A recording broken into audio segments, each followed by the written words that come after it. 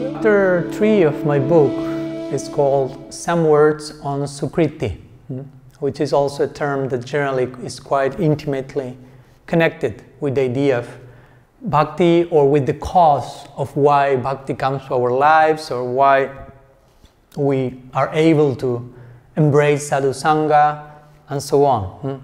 So sometimes this notion is presented. Sadhu sangha is attained because of sukriti. It's attained by sukriti. According to your sukriti, you are able, if you will, to attain sadhu sangha. But the point is, if bhakti comes from sadhu sangha, as it was explained and established in the previous chapter, so sadhu sangha, if sadhu sangha comes from sukriti, what's this sukriti and from where this sukriti is coming? Now, it may give the notion that there is some separate cause to bhakti apart from sadhu sangha, and that is sukriti. But actually, is there any other cause for bhakti? So I try to explain in this chapter that that's not the case, that actually when we speak about sukriti, we are referring about bhakti sukriti, of course, in this case more specifically. The word sukriti refers to a special type of activity, a good type of activity. Sometimes sukriti is translated as piety, basically. But there are types of sukriti: bhakti sukriti, mukti sukriti, bhukti sukriti, and so on. So according to different scriptural statements, I try to show how actually the idea of sukriti is synonym for bhakti, synonym for sadhu sangha, basically.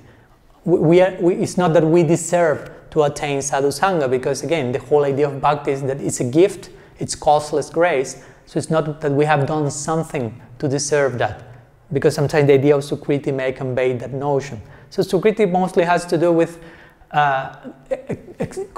previous connections with bhakti that foster further bhakti. And there are different types of sukritis we have heard. Jnata sukriti, ajnata sukriti, some of that acquired unconsciously, some of it acquired consciously, but bhakti remains coming from bhakti. And that's the main point of this chapter, as to re-establish and pound the post of how bhaktya sanjataya bhaktya, bhakti comes from bhakti. And also in this chapter, just for a minute, I try to explain the notion of sukriti and how sukriti doesn't refer here to material merit, to material piety, sometimes called also punya, because if not, the notion will be convoluted and we may think, oh, bhakti is coming from punya. You become a pious person in this world, and that will foster bhakti, which is totally, of course, nirgun, totally beyond the influence of the gunas in this plane.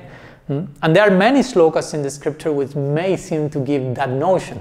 For example, Ujjval Nilamani is saying, Pranamami tat parama madhuri britya krita punya punjara manishiru mani pasana jubana gudhora dhirtya yasmara keli kusalamudaharanharu. And many other verses in the Bhagavatam referring to the Gopas also, krita punya punya, krita punya punya. This expression is very present. How many pious activities may have done in the past to attain this particular situation, and so on. Which austerities did they make to be who they are now?